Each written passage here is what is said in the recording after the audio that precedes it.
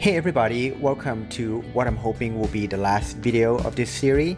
This is video number 8 of Revit Basic Modeling. In this video, we will discuss a new feature that just became available in the 2021 version.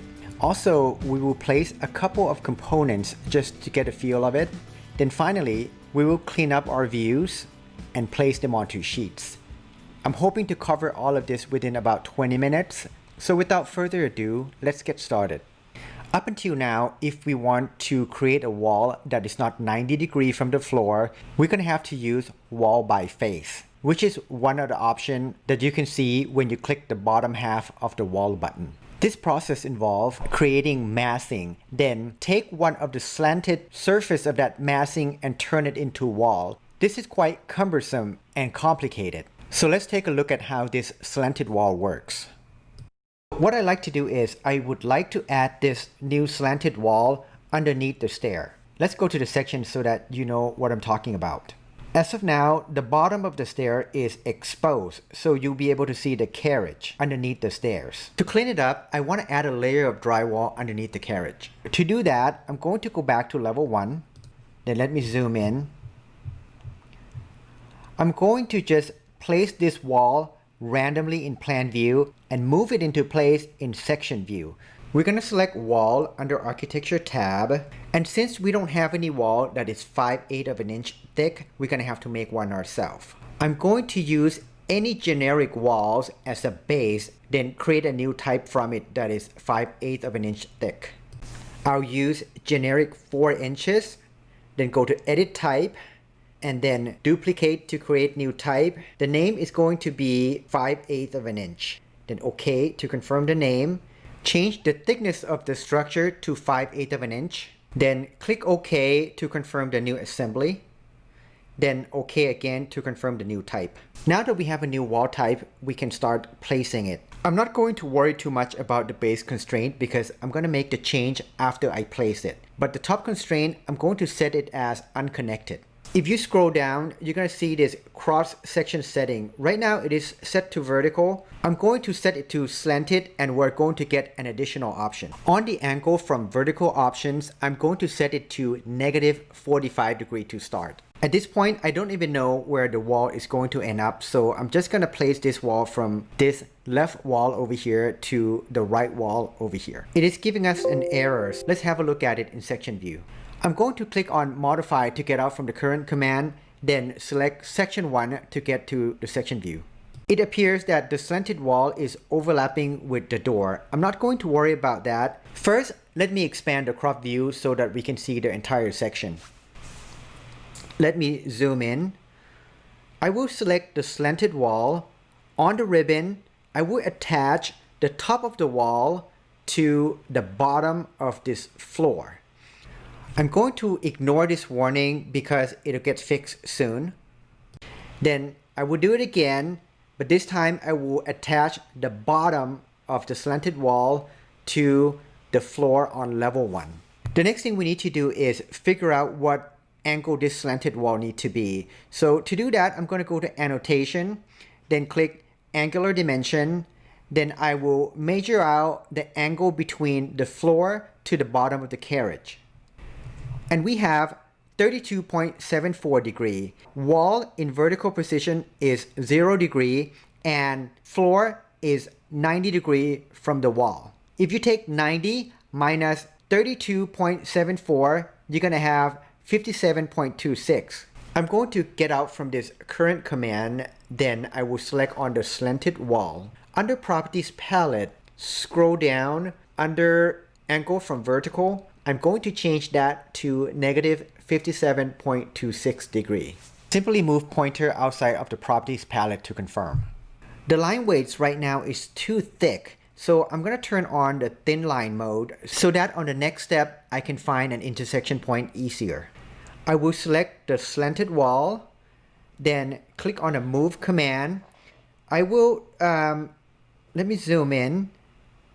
I will move it from this intersection point to the intersection where the bottom of the carriage and the floor meet. Now we have this 5/8 of an inch layer of drywall that spans from the top of the first floor to the bottom of the second floor. I'm going to click on modify to get out, then turn off the thin line mode. So that's what it looks like with the thin line mode turned off. Now I'm going to try to improve the graphic a little bit. So I'm going to join the drywall to this vertical wall under the stair and also join it to the second floor. Let's verify that they are joined by turning on the thin line mode. Looks like they are joined, so I'm going to turn off the thin line mode. So there you have it, one of the new features of Revit 2021 version. Now let's place some components. Components are a type of family and it can be found under Architecture tab. Actually, let me be in level 1 and component is right here. Click once on the component. Then on the properties palette, you can see some of the preloaded component. First, I want to place some kitchen appliances. I'm going to place a gas range. Since range is not on the list, I'm going to have to load one myself. With the component selected, we're going to go to load family. Then it's going to take us to the default location where the families are saved. And range can be found under specialty equipment folder. Then we're going to double click on subfolder domestic. And once again on subfolder mid-range. Select range gas, then click on open to load. Range gas is loaded and it is now ready to be placed. But before we place it, I just want to point out that range gas work just like any families that we have been working with so far. We have two sizes loaded, 30 inches and 32 inches. But we can also click on edit type, duplicate, and create as many types as we want. We're not going to do that, so I'm going to click on cancel. By default, the insertion point is to the back of the range. So I'm going to move the range near where I want to place it, then hit spacebar to rotate until the back of the range is facing the wall that I want to place the range. I want to center the range on this wall. So I'm going to move near the wall until I can see a magenta triangle. The magenta triangle signifying that it is snapping to midpoint of the wall. Click once to confirm the location, and we're still in the component command, so I'm going to hit escape twice to get out. Next, I want to place a couple of base cabinet. Since base cabinet are not on the list, I'm going to have to load one myself. While still in component command, click on load family. And it's going to take us to the last place we were while still in the same Revit session. So we're going to have to backtrack a little bit and select English Imperial. Cabinets belong to casework family, so we're going to double click on casework folder. Since we're looking for a base cabinet, we're going to double click on base cabinet folder. At this point, I don't really know what type of cabinet I want. So if I select on one of the family, on the right column, you'll be able to see a preview of the family. And this is going to be a kitchen cabinet, so be sure not to pick any of the vanities. I'll use base cabinet, single door and drawer. Since we were in the component command before we load the family, once we load the family, it'll take us right back to where we were. On the type selector, you will see that several sizes of the base cabinet that we just load. I'm actually not sure which side cabinet I'm going to use yet, so I'm going to use 24 inches. Just like the range, the insertion point for casework is on the back side. So I'm going to move near the wall that I'm going to place the base cabinet, and then hit spacebar to rotate until the back side of the cabinet is facing the wall that I'm going to place the cabinet on. Instead of trying to place it on the wall, this time I'm going to place it outside, then use the align command and move it into place. But before we do that, let's verify to see how much room do we have in between the range and the wing wall. It looks like we have about 31 inches, so the 24 inches we pick is going to fit in that space. Next, I'm going to select the cabinet and then move it right next to the range. Let me zoom in and turn on the thin line mode. Now that I think about it, an easier way to move the cabinet into place is to use the align command. The keyboard shortcut for that is AL, then select the surface of the range, and then select the surface of the cabinet, and then select the surface of the wall, and then select the back side of the cabinet. Now I want to give about half an inch of wiggle room, so I'm going to select the cabinet and then move it up half an inch. Let me zoom out and then cut a section so that we can take a look into the kitchen area. As you can see, there's a gap in between the wing wall and the cabinet. So we're gonna have to add in a filler to fill in that gap. Let me go back to level 1.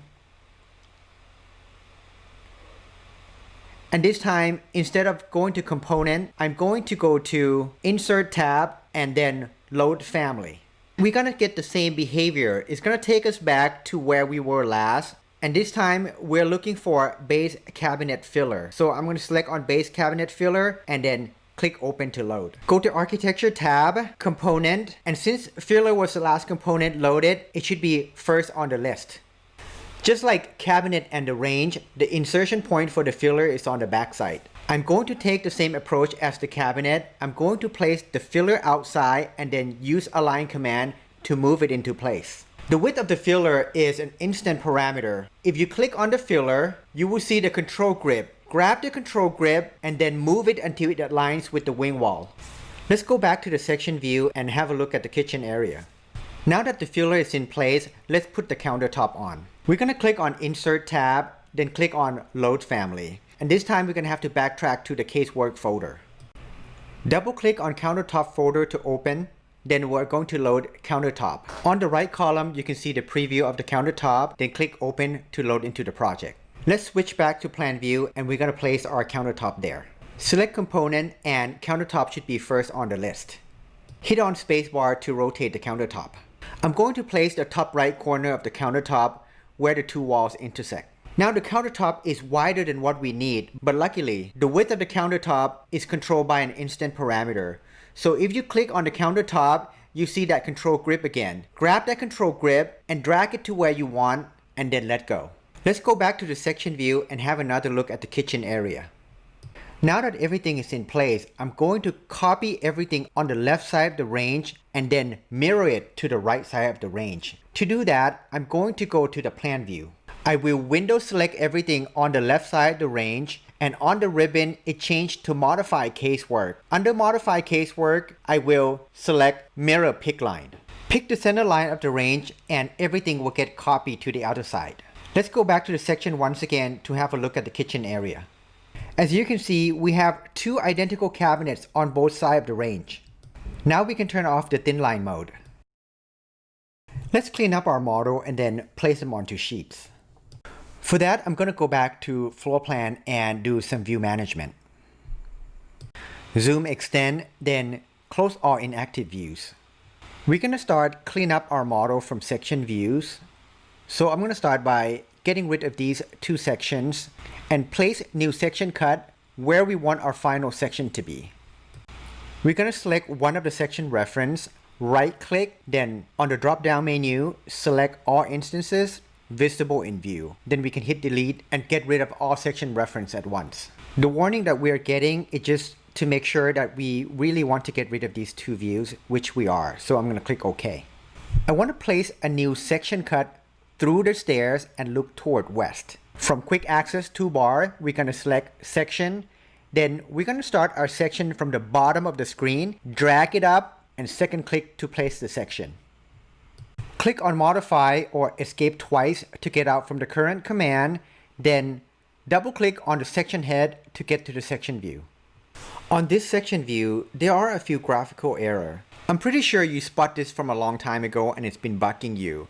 One of the example is you can see how lines that are representing walls are not merging to lines that representing roof. First, let me hit escape twice to deselect the roof. Then we're gonna go to modify tab and under geometry panel, select join. We will then select the two geometries that we want to merge together. It doesn't matter which one we pick first. So I'm gonna select wall, then select roof. And until we hit escape twice or go to the modify tool, we will still be in the join command. So we can just keep going. This highlighted wall here, as you can see, is not joining to the upper wall. And the same condition happened on the other side. This caused when we go to the 3D view, and let me turn off the section box.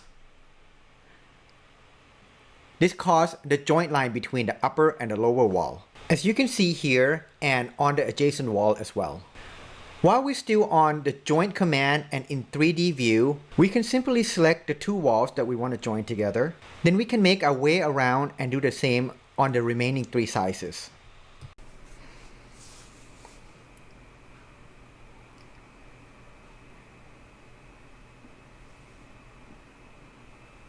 And when we get back to the 3D view, we're going to see that the two walls are merged together.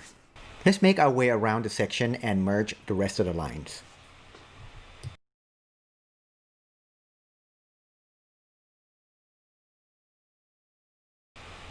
I'm going to zoom out to have a better view of the section. The next topic that I want to discuss is how do we add poche to elements being cut. Poche can be added to elements such as wall, roof, and floor at the type level. Let me click on Modify to get out from the current command. Then we're going to select an object that we want to add poche to. Keep in mind that the changes that we're making now, we're making it at the type level. That means changes that we're about to make is going to affect other walls on the project that are of the same type. Let me illustrate. I'm going to pick this upper wall here for instance. Then on the Properties palette, I'm going to go to Edit Type. And on the Graphics panel, under Coarse Scale Fill Pattern, and before we move on, I want to direct your attention toward View Control Bar. Notice that under Detail level, it is set to coarse for the current view that we're working on. Since the name of the option that we're about to change is called Coarse Scale Fill Pattern, the changes that we're about to make to this element can only be seen if the detail level is set to coarse. If you click on Coarse Scale Fill Pattern, you're going to get the 3 dots button on the right. Click on the 3 dots button on the right, you're going to get a dialog box. And on the dialog box, select Solid Fill. Click on OK, and we're now back to Type Properties dialog box. On Coarse Scale Fill Color, I'm going to select the darkest shade of gray. And then click OK to confirm. We're going to click OK on this dialog box to confirm that we're done editing the type. As you can see, all walls that are generic 6 inches now have poche in it. We're going to do the same with the rest of the elements. I'm going to start with roof, edit type, and under Coarse Scale Fill Pattern, select Solid Fill, OK to get out. Under Coarse Scale Fill Color, we're going to select the same color, which is the darkest shade of gray. As you can see once again, both roofs now have poche in it. Let's move on to the floor elements. And we're going to go through the same process.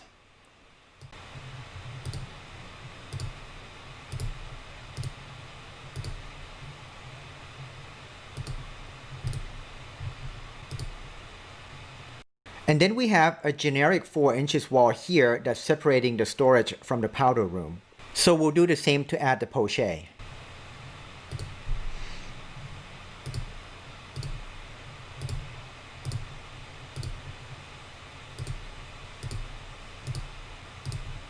The poche is now added to the element.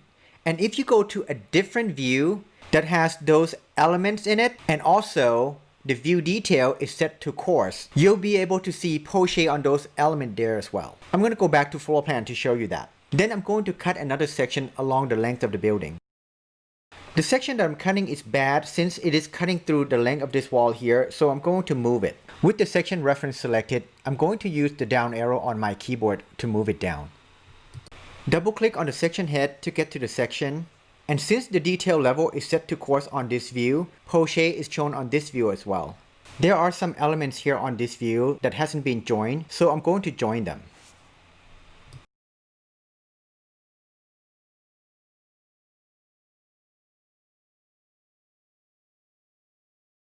Now on the concrete slab, it is showing blank at the moment. If we want this to have concrete pattern on it, we will have to go through the same process as we did with wall, roof, and floor. Let me go back to section 1. I noticed that I'm still in the join command, so I'm going to select Modify to get out from this command. Then I will select the concrete slab, and on the Property palette, click Edit Type. And on this dialog box, since we want to make the change to the concrete 4 inches type, we're going to go straight to Coarse Fill Pattern. This time we're going to select concrete as the pattern, and we're going to leave Coarse Fill Color as black.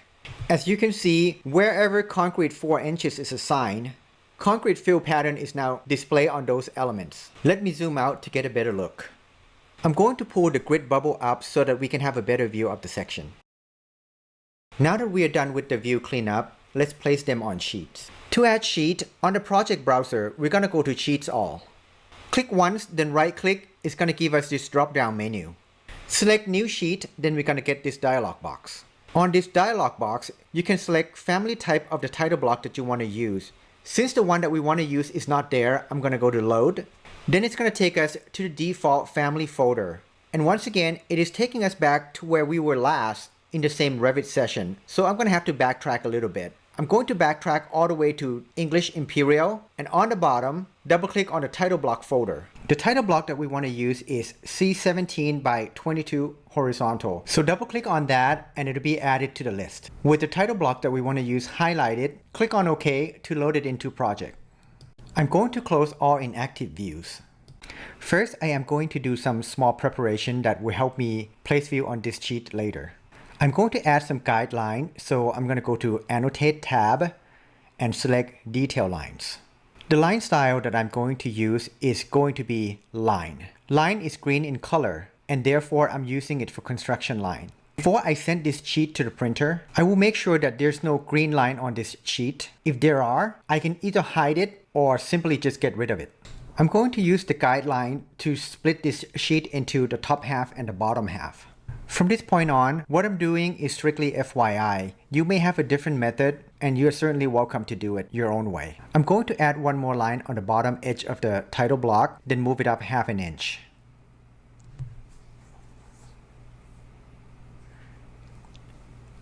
Then a vertical line on the left edge of the title block, then move it over 1 inch.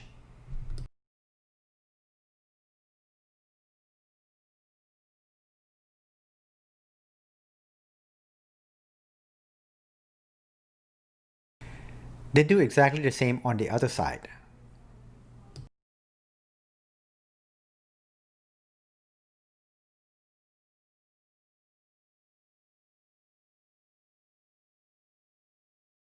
Lines are joined together automatically just like wall, so I'm going to just click on this horizontal line and pull the control grip to extend the line back to where it was before. Then copy the horizontal line on the bottom about the intersection point here and place it at the intersection point up here.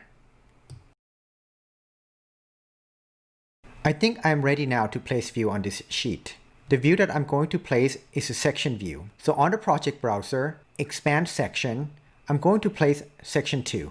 Simply click and hold on section 2, then drag it to sheet and click one more time to place view.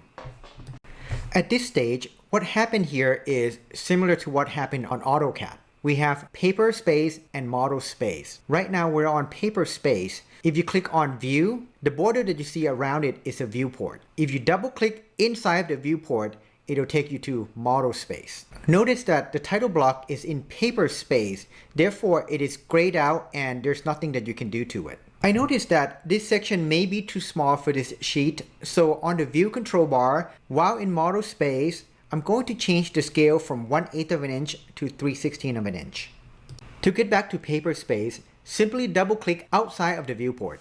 Let me roughly move the view back to the bottom half of the sheet. Click once on the viewport, then drag the view to wherever you want to place it. Let me get back to model space and tidy things up. I'm not going to explain everything that I do, but hopefully by just watching, you get the idea. First, I'm going to double click to get back into model space. Then select on the viewport. Here, I'm going to expand the crop region to fit within the space that I have allocated for this section. Then click outside to deselect the crop region. It looks like I'm going to need more room on the top, so I'm going to move this view downward just a little bit. First, I need to click outside the viewport to get back to paper space, then select the view and then move it down. I'm going to double click on the viewport to get back to model space. I'm going to stretch the column grid up so that it is not overlapping with the section. And I'm going to place it there for now. Don't forget to pin the grid line back. Let me readjust the crop region.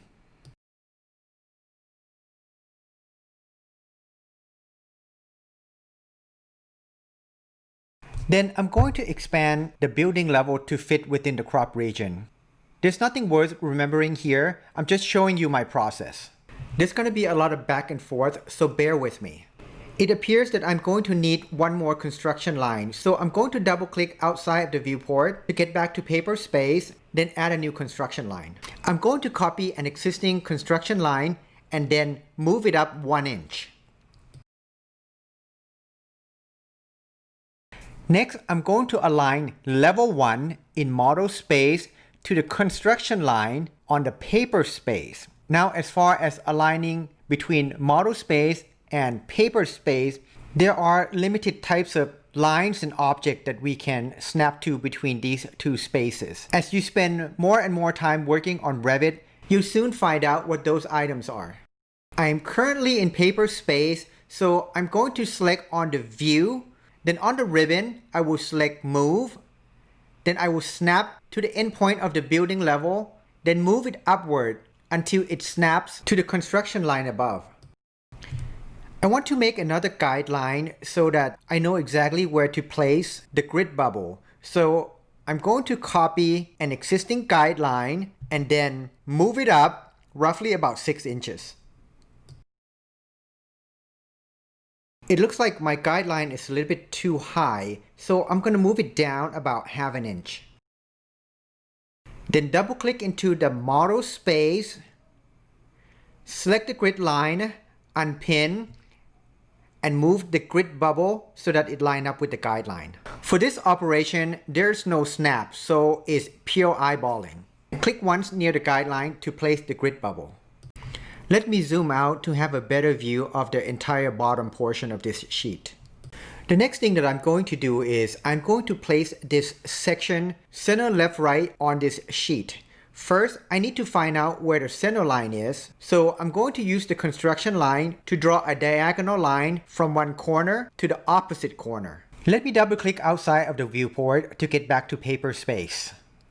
Then I will draw a line using construction line from the bottom right corner to the top left corner. And a line from midpoint of this diagonal line projecting up represent center left right of the view area of this sheet. Then I will draw another horizontal line between grid line 1 and grid line 5. Select the view. On the ribbon, select move. And find the midpoint of that last line that we just drew. Click on the midpoint and move it laterally until you find the intersection point between the last horizontal line and the last vertical line that we drew. Hopefully that is not too confusing, but then again, there's nothing worth remembering here. I am simply showing you the method that I'm using in organizing the sheet. You're welcome to do whatever you're comfortable with. I'm going to tidy things up a little bit more, and for the next part, I will increase the speed of the video to save some time.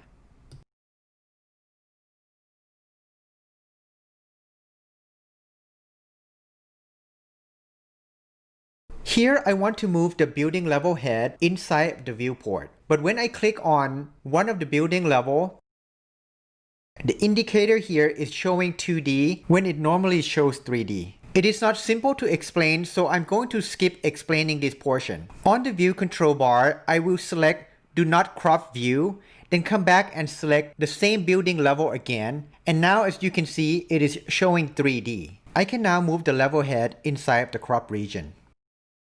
While still in model space, I want to hide the section reference here. So I'm going to select on section reference, and the shortcut for permanently hide is EH for element hide. It's not the same as the temporary hide that we see on the view control bar. The last thing that I'm going to show you here in this video series is how to add earth line using fill region. Once again, still in model space, under annotate, we're going to click region. And by default, the top half of the region is fill region. Think of fill region as hatching on AutoCAD. I know for the fact that the fill region that we want to use doesn't exist. So we're going to have to create one ourselves. For that, we're going to go to Edit Type. Then on the dialog box, we're going to click Duplicate to create a new type. I'm going to name it Earth since we want to create an Earth pattern. Let me capitalize the E. Then click OK to confirm the name. On the foreground fill patterns, click once on the diagonal cross hatch, then click again on the 3 dots button on the right. On the search bar, type Earth, since we're looking for Earth pattern. Select Earth, then click OK. For the foreground pattern color, we're going to leave it as black. Then click OK again to confirm that we're done with the new type. And by now, you should know that we're now in a sketch mode. I'm going to create an outline that will contain the Earth pattern. I will start with rectangle. I'm going to make it wider than I need, but for the height, I'm going to make it exactly 3 feet. Then I will use permanent dimension to place constraint on the distance between those two lines. Then use permanent dimension to pull those two lines closer to level 1, 8 inches to be exact. Click on Modify to get out from the dimension command. Then I'm going to lock the 3 feet dimension. Select the top line, then change the top dimension to 8 inches.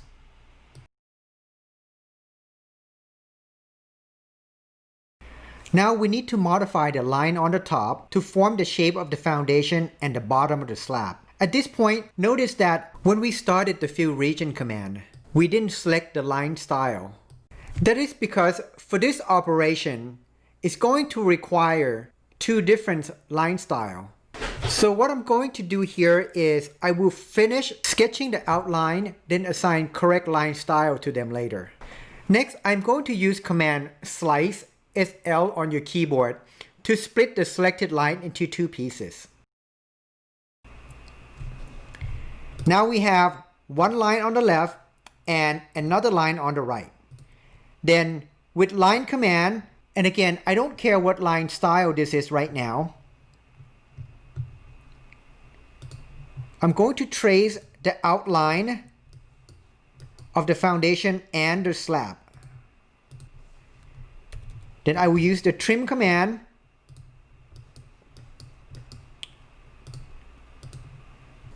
to trim out portion of the line that I don't need.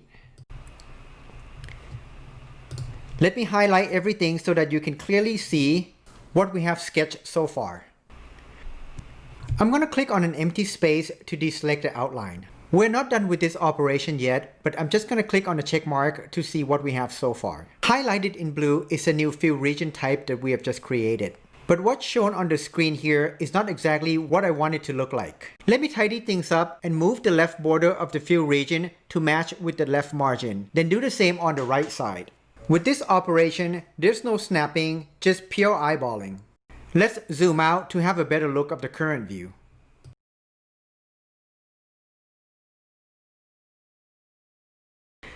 The earth line appears to be too thin, so we're going to have to do something about that. And also, the left, right, and the bottom border of this fill region, I do not want to see it, so we're going to have to do something about that as well. Select the fill region, and on the ribbon, select Edit Boundary to get back to the sketch mode. Windows select the left and the bottom border, then change the line style to Invisible. Pan and then do the same for the right border.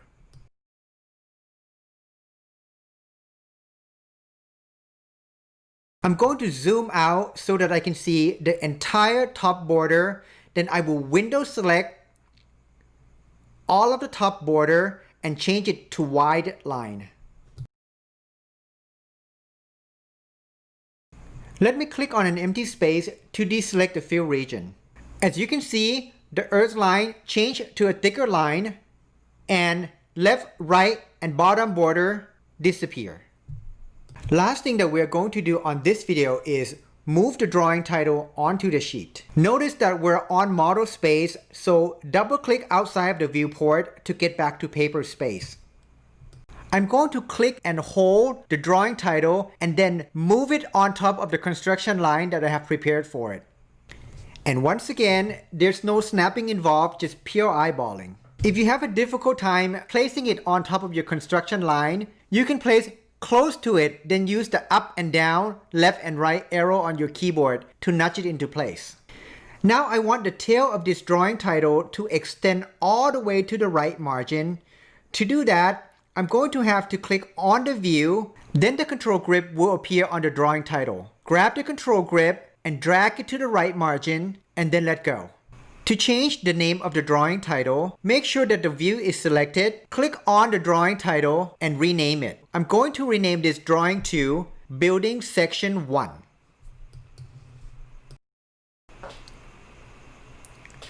Click on an empty space to confirm the new name. Let me zoom extend to get a better view. If you need to copy these construction lines and use it on a different sheet, all you have to do is select all of the construction line, Control select if you need to,